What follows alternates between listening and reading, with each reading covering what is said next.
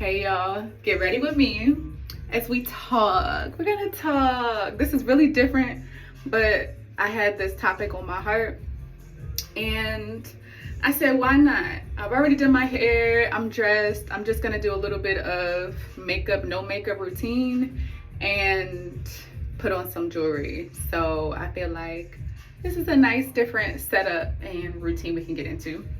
So the topic of conversation today, talk about taking your time and how we all have different seasons in our lives and how sometimes the people in our lives that we absolutely adore, right?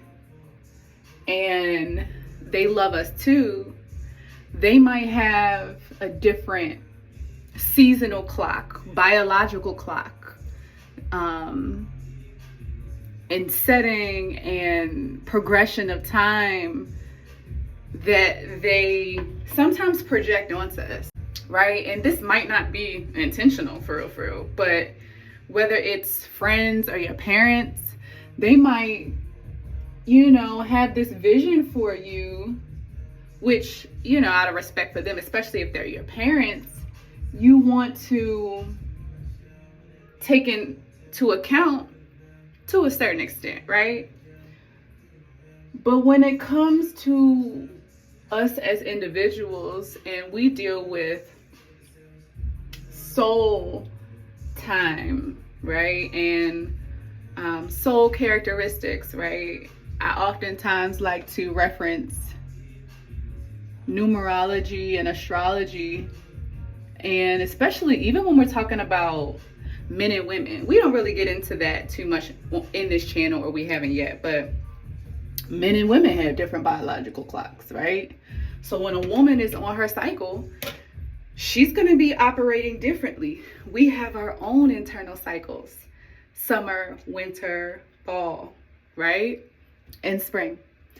And when a woman is on her cycle in this society, there hasn't been the opportunity for us always to acknowledge, like, hey, she needs a break, or she gonna be operating a little slow or slower, or maybe she'll be operating much faster, right? Or maybe she needs time alone. And the reason why I bring this up is because, and I think it's perfect in this Gemini season, when we're talking about our community and how they would maybe have us operate in one way or on a certain pace, right? I know parents a lot of the times have a certain expectation for us to do this or that during a certain season or during a certain time. Maybe your parents wanted you to go to college or graduate from high school or get this degree, get this certification, but you like, I have my own internal clock, my own internal soul, right? And I remember when I was in college, and this led me to my, I would say, spiritual journey and holistic journey. I was a Division I athlete in college, and I had a career-ending injury my senior year. And my coach and my coaches at the time, as well as the doctors, the athletic doctors at the school, they were like, you need to get surgery. And I said, you can't be talking to me. I was like, surgery? What? So I told them I needed time to think about it. And of course, in their mind, they're like, there's not much time to be thinking about anything because this is your knee we're talking about, right? But something inside of me, my own intuition, told me to be patient, to wait, right? That something was going to come to me and I would be able to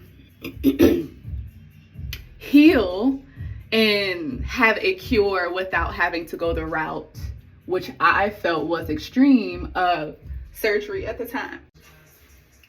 even I at the time was a little bit concerned because as a student athlete, my scholarship depended on me playing my sport. But something inside of me was like, it's all gonna work out. Like, it's gonna be okay. So by the grace of God in the universe, what happened was I decided not to get surgery. And everybody in my immediate field was just like, well, what are you doing? Like, are you sure about this decision that you're making? And I was sure. And I was so sure that I'd be able to heal myself. And my story goes that I actually did heal myself. And I dedicated time to be a self-taught yogi at that time. I knew that I didn't want to be pressured. And everything worked out for me because I was patient and I rested on my time and my discernment, right? I didn't allow the pressure and the concern of other people dictate how I was going to operate for the rest of my life. And so I just bring that back to say, we oftentimes are stressed out because somebody else is stressed out. You know, we oftentimes are thinking we need to make decisions based off of what somebody else wants us to make. And in this season, especially as summertime is approaching, because it surely is, right? We internally know exactly what we want. And your life decisions oftentimes are not gonna look scheduled enough, programmed enough for somebody else.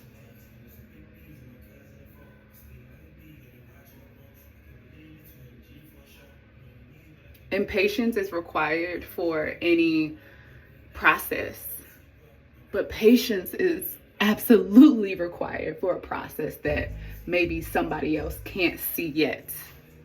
And it's not our jobs to reassure anybody else that what we've decided for ourselves, what we can't explain, what's happening internally with our own souls, with ourselves, you can't explain that to anybody else, right?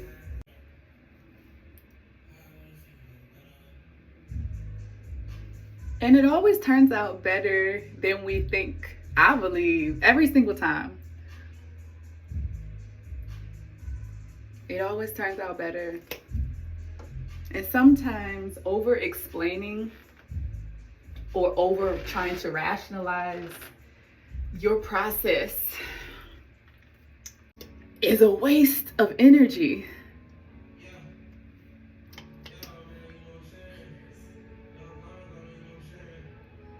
Because what's between you and God is between you and God. So this is a reminder to continue to gift yourself the patience that you deserve. Trust your process. Don't rush your process. And don't let anybody else rush your process. And your intuitive knowings, there's always something to it. Don't be stagnant now, but trust your process in this season that we're all growing through. In this summertime, things are rapidly accelerating and it's a great thing. But make sure that you're choosing your mind's eye, your mind's acceleration on this path. And we gonna be all right. I see y'all next time. Let me know if y'all are into this. If this was cool, if you like this conversation while I get ready, I got dressed. while we still diving deep and finding ways to balance ourselves. And let me know. I love y'all. I like y'all. I see y'all soon. I hope you're having an amazing day.